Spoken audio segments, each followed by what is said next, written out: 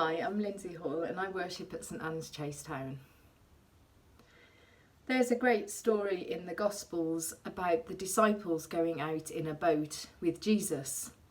And they are in the sea and Jesus is asleep in the stern of the boat.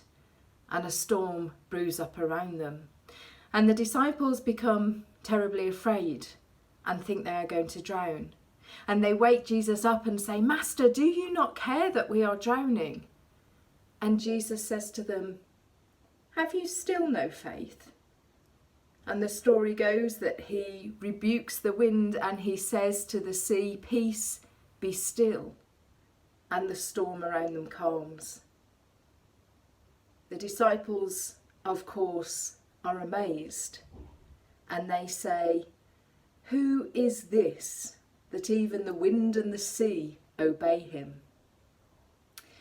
In the ancient world, the sea was thought to be the place of chaos.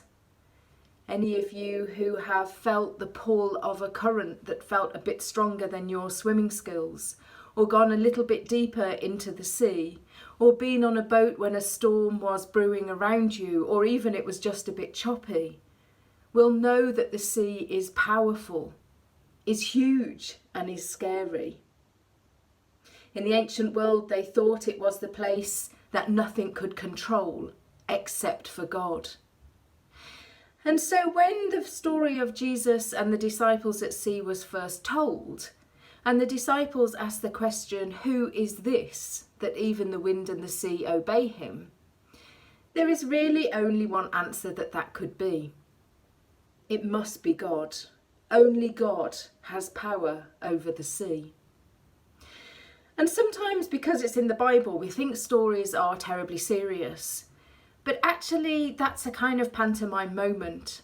The disciples say, "Who is this that even the wind and the sea obey him?" And everybody hearing it must shout out, "It must be God," because that can be the only answer to that question. I don't know how the last few months have been for you, whether you have felt like you're in a boat on an unknown sea, where storms can hit unexpectedly from all sides. I don't know how you feel now, like you're in the lull after a storm, or the calm before a storm. Perhaps if you were planning to go to Spain this week, you feel like the storm is gathering up again around you.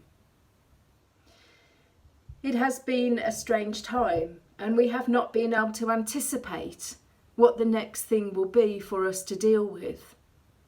Illness and the threat of virus, isolation, and now the concerns about finances and economics and jobs. There are plenty of storms brewing around us, and we may think our boat is little and not very well made and that we are being battered about on all sides. Or we may think it is like a huge cruise liner and secure and can withstand all of those storms.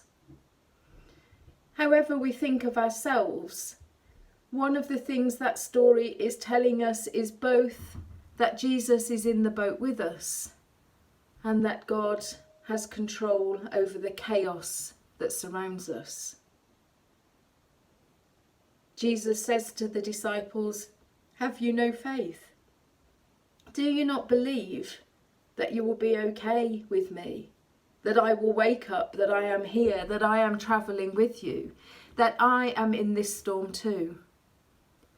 And it's a hard lesson for the disciples to learn. We know that because even after this story, they constantly get confused about what Jesus is telling them. They constantly doubt him and forget what it is that he has promised them.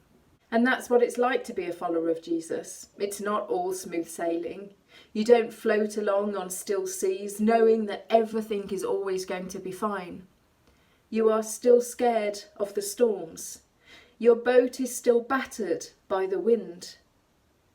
But you do have something that helps you in that boat.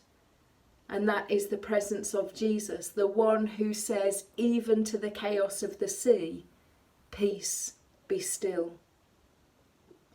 And as we float around in this sea of coronavirus, of post-lockdown, or is it pre-lockdown again, we just don't know.